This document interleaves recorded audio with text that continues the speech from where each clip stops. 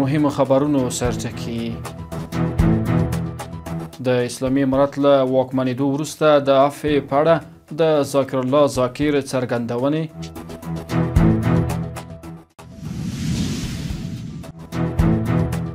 د بېلابېلو ولایتونو له مشرانو او ځوانانو سره د پخواني ولسمشر حامد کرزي کتنه.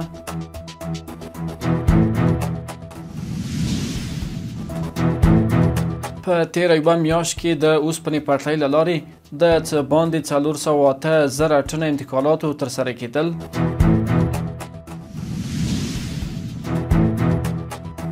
او د پاکستان په بلوچستان ایالت کې د 13 پاکستاني عسکرو وژل کېدل. اوس هم بشپړ خبرونه. زه مرافان یم. د رئیس الوزرا د سیاسي مرستیال د دفتر رئیس ذاکر الله ذاکر وایي د اسلامي امارت له بیا واکمنۍ راهیسې عمومي عفوه اعلان شوې ده او په خبره یې له هیچا د دوی د پخوانۍ دندې او مسؤلیتونو پوښتنې نه کیږي. ارګ په یوه خبرپاڼه کې ویلي ښاغلي ذاکر دغه خبرې د پخواني حکومت له ځینو مسؤلینو سره چې تازه هیواد ته راستنه شوي کتنه کې کړي دي او هغوی ته یې د خوندیتوب کارتونه هم ورکړي دي. د ملګرو ملتونو د ماشومانو د ملاتړ صندوق یونیسف د سویلي آسیا څانګې ویلي چې په 2024 کال کې دغه سازمان د افغانستان په ګوټ ګوټ کې څه باندې 11,400 ماشومان بیرته له خپلو کورنیو سره یوځای کړي دي. یونیسف په دې اړه نور جزئیات نه دي ورکړي. د هیواد پخواني ولسمشر حامد کرزي د بېلابېلو ولایتونو له مشرانو او ځوانانو سره کتلي دي. د کرزي پر ایکس پاڼه د تلپاتې سولې او ثبات لپاره د ملي تفاهم په اړه ټینګار شوی دی او څرګنده کړې ده چې افغانستان د ټولو ګډ کور دی. د چاپیریال ساتنې ملي ادارې مسؤلینو کابل کې د یوې خبري ناستې پر مهال ویلي چې د تیرو 3 میاشتو په لړ کې د ټرافیکو عمومي ریاست سره په همغږۍ د 4211 دود تولیدونکو موټرو فعالیتونه درولي دي. د نیمروز ولایت ځایي چارواکي وایي چې له دغه ولایت سره د ایران وارداتي برېښنا پرې شوې ده. د ځایي چارواکو په خبره برېښنا د ایران په خاوره کې د تخنیکي ستونزې له امله پرې شوې ده. د نیمروز ځایي چارواکو دغه راز ویلي چې دوی له ایراني چارواکو سره په اړیکه کې دي او د بیا نښلېدو لپاره یې هڅې روانې دي. د کندهار ولایت په صنعتي ښارګوټي کې د 100 میلیون امریکایي ډالرو په لګښت د سیمنټو کارخونې د جوړولو چارې 90% بشپړې شوې دي. د مسؤلینو په خبره یاده کارخونه به د تخنیکي وسایلو په نصبولو سره په راتلونکو 6 میاشتو کې د سیمنټو تولید پیل کړي. ټاکل شوې دغه فابریکه په لومړي پړاو کې هره ورځ 1500 ټنه او په راتلونکو پړاوونو کې به تر 15,000 ټنو پورې سیمنټ تولید کړي. د کندهار د قانون او صنایع ریاست چارواکي وایي دا ډول پانګونه کولی شي هیواد د بیارغونې په برخه کې پر ځان بسیا کړي. په تېره یوه میاشت کې د اوسپنې پټلۍ له لارې څه باندې 408,000 ټنه انتقالات ترسره شوي دي. ټولګټو چارو وزارت وایي چې تېره میاشت د حیرتان عقینې او تورغونډۍ اوسپنې پټلیو له لارې د 408,806 مټریک ټنه توکي لیږدول شوي دي. په یادو توکو کې 698 ټنه توکي صادر شوي دي. د صنعت او سوداګرۍ وزارت خبر ورکړی چې د دغه وزارت سرپرست نورالدین عزیزي په هیواد کې د جلغوزیو سکتور له سوداګرو سره کتلي دي. د معلوماتو له مخې په دې کتنه کې د جلغوزیو سوداګرو ستونزې شریکې شوي او د جلغوزیو د پروسس فابریکو پر جوړولو ټینګار شوی دی. دغه راز د جلغوزیو پر صادراتو د دغه سکتور پر ملاتړ او په هیواد کې د جلغوزیو مارکیټ پر جوړولو بحث شوی دی. د صنعت او سوداګرۍ وزارت سرپرست د جلغوزیو سکتور د سوداګرو د خبرو په اورېدو سره له هغوی څخه د بشپړ ملاتړ ډاډ ورکړی او ویلي دي چې د دغه سکتور د سوداګرو ترمنځ ناسم رقابت به ډیر ژر پای ته ورسیږي او ټول سوداګر به په واحده اتحادیه کې راټول شي. د یادولو وړ ده چې دا مهال د افغانستان جلغوزي چین، هند او یو شمېر اروپایي هیوادونو ته صادریږي. بلخوا د صنعت او سوداګرۍ وزارت ویلي چې له منځنۍ اسیا سره یې سوداګریزې اړیکې پراخې کړې او یوازې د روان مریض کال په تېرو 10 میاشتو کې ورسره څه باندې 1.5 میلیارډ ډالر سوداګري کړې ده. د دغه وزارت د معلوماتو له مخې په دغه لړ کې یوازې له افغانستان منځنۍ اسیا ته د 112 میلیون ډالرو په ارزښت د وچې او تازه میوې په ګډون د بېلابېلو توکو صادرات شوي دي.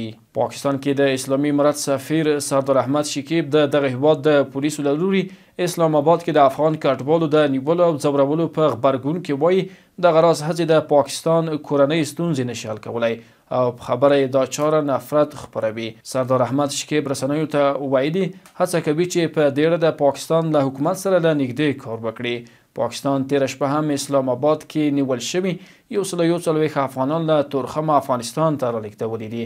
د کډوالو لپاره د ملګرو ملتونو عالی کمیشنرۍ او د کډوالۍ نړیوال سازمان نه اسلام آباد د POR او ACC کارت لرونکو افغانانو د ایستلو په تړاو د پاکستان د حکومت پر وروستي فرمان اندېښنه څرګنده کړې ده. پاکستان کې د کډوالو لپاره د ملګرو ملتونو د عالی کمیشنرۍ دفتر ویلي د کډوالۍ له نړیوال سازمان سره په ګډه دغه اقدام په تړاو د پاکستان له حکومت د وضاحت غوښتنه کړې ده.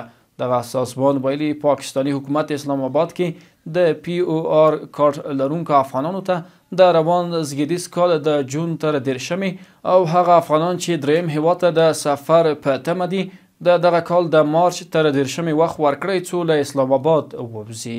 د راپورونو له مخې د پاکستان په بلوچستان ایالت کې 18 پاکستاني عسکر د وسلوالو په یو کمین کې وژل شوي او 3 نور ټپیان دي. د پولیسو یوه چارواکي چې نه غوښتل نوم یې په راپور کې یاد شي فران پریس خبري آژانس ته ویلي شاوخوا 80 وسلوالو د بلوچستان ایالت د منګوچر ښار ته نږدې د سرحدي ملیشو ځواکونو پر یو موټر برید وکړو. د هغه په خبره د سیمه ییزو سرچینو د معلوماتو په اساس په دې برید کې 19 مسافر او یو نیمه پوځي چې د دوی مرستې ته راغلی وو ووژل شول. د سرچینې زیاته کړې په دې برید کې 3 ملیشه عسکر سخت ټپیان شوي هم دي او 2 نور له سیمې روغ تښتېدلي دي. خو د پاکستان پوځ په یوه خپاره کړي بیان کې د 18 نیمه پوځي عسکرو وژل کېدل تایید کړي دي. په بیان کې راغلي په دې برید کې 12 وسلوال د امنیتي ځواکونو او پولیسو په ځوابي ډزو کې وژل شوي دي. د ایران د کورنیو چارو وزیر سکندر مومني وایي روان مریض کال یې له دغه هیواده 1.1 میلیون کډوال ایستلي خو په خبره یې 50 سلنې دغه کسان بیرته ایران ته ورغلي دي. د ایراني رسنیو د راپور له مخې هغه ویلي ایران نور ناقانونه کډوال نشي منلی او د مهارولو لپاره د پولې تړلو په ګډون سخت قوانین په پام کې نیولي دي. که څه هم سکندر مومني د کوم هیواد نوم نه دی اخیستی خو ایران کې ډیری کډوال افغانان دي. د ایران سمندري ځواکونو د ځمکې لاندې د توغندیو د ښارګوټي له پرانیستو وروسته د لومړي ځل لپاره د قدر 380 په نوم سمندري کروز توغندی نندارې ته وړاندې کړو. دغه توغندی تر 1000 کیلومترو زیات واټن ویشتلی شي او د هدف په نښه کولو لپاره مناسب لوری او لوړوالی غوره کولی شي. د دې ترڅنګ د القدر 380 توغندی هم د مداخلې په وړاندې مقاومت لري او هم کولی شي په برقي جنگي فضا کې عملیات ترسره کړي. د عربي هیوادونو د بهرنیو چارو وزیرانو له خپلو سیمو د فلسطینیانو د بېځایه کولو په تړاو د امریکا د ولسمشر ډونالډ ټرمپ له وړاندیز سره مخالفت ښودلی دی.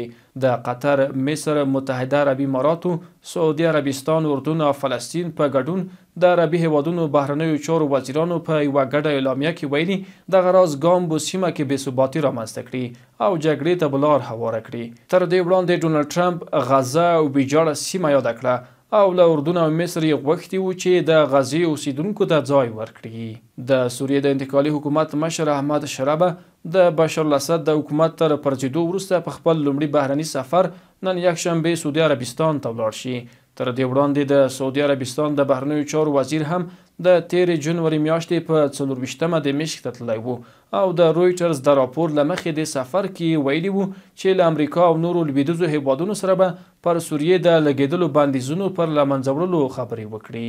او وروستی خبر مو دا چې د امریکا پر بهرنیو مرستو تر 3 میاشتني بندیز وروسته د دغه هیواد د نړیوالې پراختیایي ادارې د USAID زرګونه کارکوونکي له دندې ګوښه شوي او ګڼ مرستندویه پروګرامونه یې ځنډولي دي. اسوسییټډ پریس راپور ورکړی چې د امریکا د کانګریس ډیموکرات غړي دغه پریکړه د قانون خلاف او د امریکا ملي امنیت ته ګواښ بولي.